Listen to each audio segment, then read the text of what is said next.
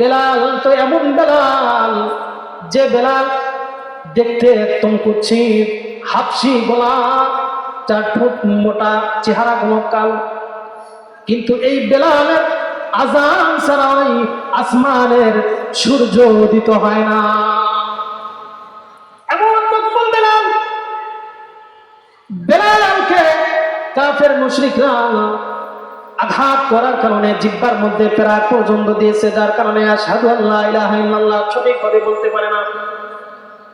সাহাবায়ে কেরাম পরামর্শ করলেন, ইয়া রাসূলুল্লাহ, এই বেলাল সে আশহাদু সঠিকভাবে বলতে পারে না, আমাদের মধ্যে অনেক ভালো ভালো কারি আছে, যাদের তেলাওয়াত অনেক সুন্দর, আজানটা অনেক সুন্দর, এমন সাহাবীদেরকে আপনি মুয়াজ্জিন বানান।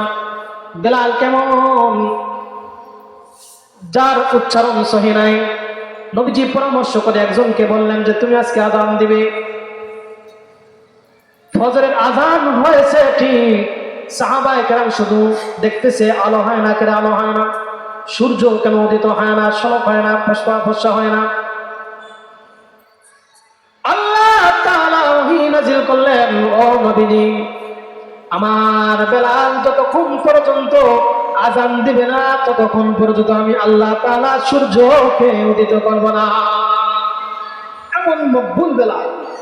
শুধু তাই নয়, নবী আমার মেরাজের রজনীতে জান্নাত ভ্রমণ করেন, সেখানেও বেলাল রাদিয়াল্লাহু তাআলা আনহু জান্নাতের মধ্যে খরম পায়ের দেওয়া হাঁটার আওয়াজ পর্যন্ত পায়।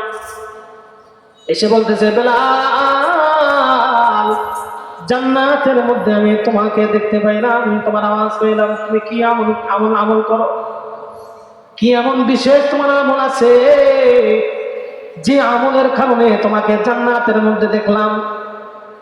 বেলাল রাদিয়াল্লাহু তাআলা আনহু বলতেছেন, ইয়া রাসূলুল্লাহ, আমার তো সেরকম কোনো আমল নাই, কিন্তু একটা আমল আছে, সেটা হলো আমার যখনই ওযু ছুটে যায় তখনই আমি ওযু করি, আর যখনই ওযু করি তখন আমি সালাত, আমি 2 রাকাত নামাজ আদায় করি। 2 রাকাত ওযুর নামাজ আমি আদায় করি, যার কারণে হয়তো আল্লাহ তাআলা খুশি হয়ে আপনাকে জান্নাতের মধ্যে আমাকে জান্নাতের মধ্যে আপনার দর্শন দিয়েছেন। সুবহানাল্লাহি ওয়া বিহামদিহি।